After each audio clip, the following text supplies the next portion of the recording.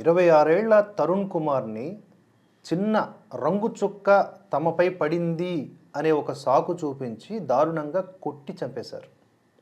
అంత పెద్ద బండరాయిని గుండె మీద మోది చంపి అలాగే చేతికి అంటినటువంటి రక్తపు మరకల గుర్తును కూడా అట్లా గోడ మీద అతికించి వెళ్ళిపోయారు.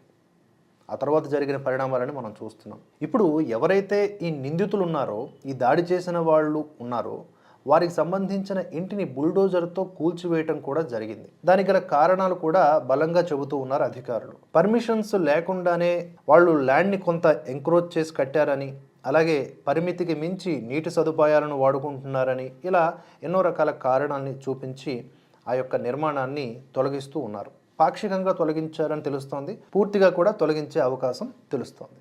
వెంటనే మా ఇల్లు తొలగించేస్తున్నారు, మా జీవితాన్ని ఛిద్రం చేసేస్తున్నారు, మా ఇంట్లో ఉన్న మగవాళ్ళందరినీ కూడా అరెస్ట్ చేసేశారు అని ఏడుపులు పెడబొబ్బులతో ఒక వీడియోను తయారు చేసి మీడియాకి వదలడం స్టార్ట్ చేశారు. దారుణం ఏమిటంటే బాధిత కుటుంబం తరపున మాట్లాడాల్సింది పోయి ఇప్పుడు ఎవరైతే దాడి చేశారో వాళ్ళ మీద సాఫ్ట్ కార్నర్, వాళ్ళ మీద ఒక మానవత్వం, కోవాబన్ మానవత్వం క్రియేట్ చేయడానికి ప్రయత్నాలు ముమ్మరంగా జరుగుతున్నాయి.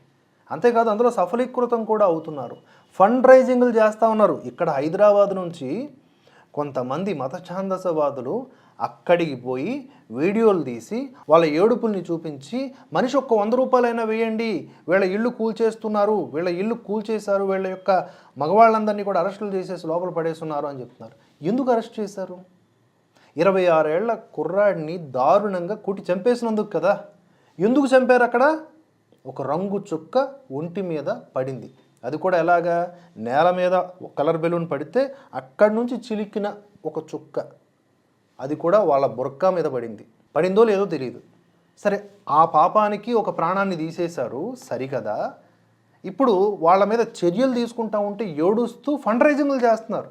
ఇది ఈ దేశపు దౌర్భాగ్యం. ఇంకెక్కడా ఉండదండి. భారతదేశంలోనే ఇలాంటి మంచి ముడి సరుకు దొరుకుతూ ఉంటుంది. ఈ మత ఛాందసవాదులు ఎలాంటి వీడియోలు పెడుతున్నారంటే, ఈరోజు మా ఇళ్ళు మీరు కూలగొట్టేస్తున్నారు, మాకంటూ ఒక రోజు వస్తుంది అప్పుడు చూపిస్తాం అంటున్నారు. అసలు వీళ్ళకి కనీస మానవత్వం అనేది ఉంటుందా, ఉండదా? అంటే అక్కడ తరుణ్ అనే వ్యక్తిని చంపడాన్ని ఘనకార్యంగా ఫీల్ అవుతున్నారా? కితాబునిస్తున్నారా? మాకు ఈరోజు కష్టాలు రావచ్చు కానీ ఏదో ఒక రోజు మా రోజులు వస్తాయి, అప్పుడు మీకు చుక్కలు చూపిస్తామని అనడంలో ఉన్మాదం కాకుండా ఇంకేం కనిపిస్తుంది? వీటి మీద ప్రశ్నించకుండా నిద్రపోతున్నటువంటి ఈ మేధావి వర్గం అంతా కూడా ఎవరైతే ఉన్నారో వాళ్ళందరూ కూడా ఈరోజు మనం అడుగుతున్న ప్రశ్నలకు సమాధానం చెప్పాల్సి ఉందా లేదా? కోవాబన్ సెక్యులరిజం పేరుతో కోట్ల రూపాయల ఫండ్ రైజింగ్ సక్సెస్ అయ్యింది కనుక అదే ఒరవడి, అదే ఎమోషను, అదే బ్యాక్గ్రౌండ్ మ్యూజిక్స్తో లేపుతూ హత్యని కప్పిపుచ్చుతూ వాళ్ళ మీద తీసుకుంటున్న యాక్షన్స్ని దాడిగా పోర్ట్రే చేసి ఈ కోణంలో సానుభూతి పొందాలని ట్రై చేస్తున్నారంటే ఎంతటి దారుణం ఇది, ఎంతటి దారుణం. ఇక్కడ తెలంగాణ నుంచి వెళ్తున్నారు అక్కడికి. ఎవరికి సపోర్ట్ చేయడానికి?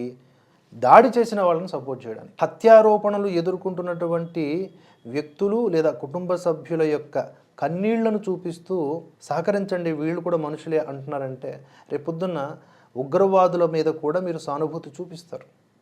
బాంబులు పెట్టి చిన్న పెద్ద తేడా లేకుండా అందరినీ ముక్కలు ముక్కలు చేసేసిన ఉగ్రవాదుల మీద కూడా మీరు అంతే సానుభూతి చూపిస్తారు. ఇక నాగబాబులు ఉంటాయి కదా, నాగబాబులు, హిందుత్వంలో నాగబాబులు. ఈ నాగబాబులు కూడా ముందుకొచ్చి పెద్ద హృదయంతో దగ్గరికి పిలిపించి చెక్కులు రాసిస్తారు. అట్లా ఎందుకు అంత దారుణం? చంపేశారు ఒక మనిషిని, అంత మాత్రాన ఇల్లు కూల్ చేస్తారా? అంత మాత్రాన మొత్తం ఫ్యామిలీని లోపలేసేస్తారా? అంత మాత్రాన ఎన్కౌంటర్లు చేసేస్తారా?